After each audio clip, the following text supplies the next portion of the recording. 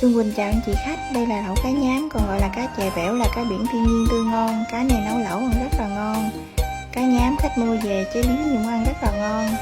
Cá nhám khách làm món hà lẩu, món cá nhám nhúng giấm, cá nhám xào lăn, cá nhám kho tương, cá nhám chiên giòn, nhiều món ăn từ cá nhám rất là ngon. Bên Xuân Quỳnh có bán cá nhám biển thiên nhiên tươi ngon, anh chị khách mua liên hệ Xuân Quỳnh số 0947881163.